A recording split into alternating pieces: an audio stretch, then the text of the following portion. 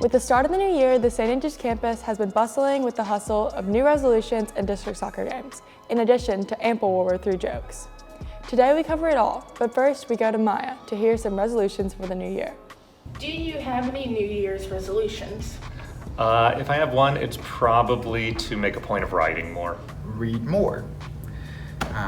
So I have increased my book challenge this year to 60 books. Do you see any truth in the typical belief that all New Year's resolutions inevitably fail? Not inevitably. It takes some self-discipline. I don't see any truth that all of them inevitably fail. Have you ever given up on a New Year's resolution? Oh yeah. Sure have. Would you like to elaborate? Going to a gym on a regular basis.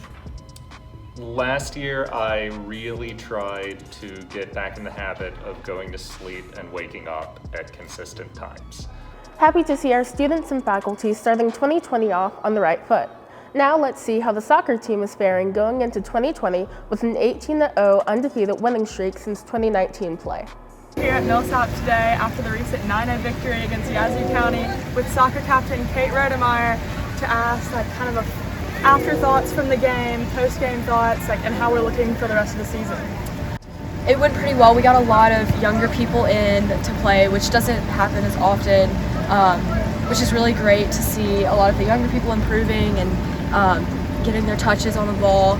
I think looking forward, we have had recent obstacles coming up, like really important players getting injured. Unless you've been living under a rock, you must have heard about the success of St. Andrews' soccer team this season. Let's hear opinions from Will, the girls' coach. Why do you think this year has been so successful compared to previous years? The biggest difference this year is our three captains, Phoebe, Tony, and Kate. The leadership, it's really brought the girls together. It feels more family-oriented than last year. And just the overall play of the girls, full credit to them. Every single one of them stepped up, and every single training session, every single game. The level's been higher, and yeah, so it's just down to the players wanting it more. And Glad to see our soccer teams going above and beyond this season. Now let's go to Phoebe as she introduces a game called This or That, Trump Tweets. Now it's time to put a bit of a twist in today's broadcast with This or That Trump Tweets edition. We wanted to know if people could actually differentiate something President Trump actually tweeted, or is it fabricated? All right, the first one is, I've never seen a thin person drinking Diet Coke. Trump definitely said that. It's real. I think it's fake. Okay, you're right. He actually said that. You know what would fix the traffic problem? 10 fewer illegal aliens in Los Angeles. That's real. Real. No, that is actually fake. The greatest gift that Mexicans have given the United States is guacamole. True? Fake. It's fake. The whole Democratic Party platform is entitlement. That's fake. For some of the fake Trump tweets, we used Tommy Laren's tweets off of her Twitter. And now we hear from Caleb for some real talk. Hey guys, today on this segment of Real Talk, we'll be talking about the growing political situation and internet meme World War III. Following the death of Iranian General Soleimani at the hands of a U.S. airstrike, tensions have grown across the world with vows of revenge and mobilization of forces, leading to the introduction of a new potential world conflict. With Iran claiming retaliation and the U.S. threatening retaliation for that potential retaliation, many have been questioning the necessity of this war alongside its obvious follow-up, the draft. To get some real insight, we interviewed students and teachers to hear some opinions and hear some real talk. Hi Tony. Hello. How do you feel about the fact that recently women have been given the ability to sign up for the draft and be involved in drafting for the wars?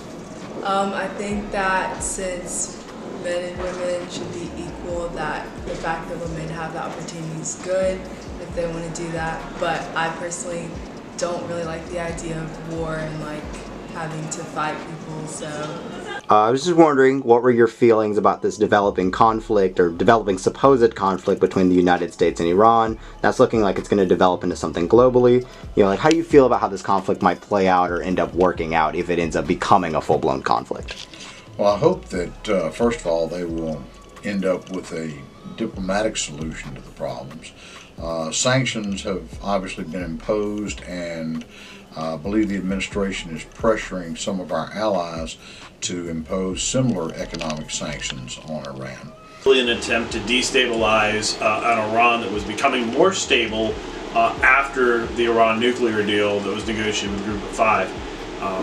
So I think the good news is in all of this is that after each side had its sort of incident, that cooler heads prevailed, and so it seems to be, at least right now, that that conflict is not going to escalate any further than it already has. There's been some military action on both sides, taken on both sides, and hopefully that will be as far as it goes. But aside from that, I'm not certain exactly what the future may hold. Check us out at sarevelation.com to stay updated on the happenings inside the St. Andrews community, and follow us on Instagram at sarevelation for more information. Thanks for watching.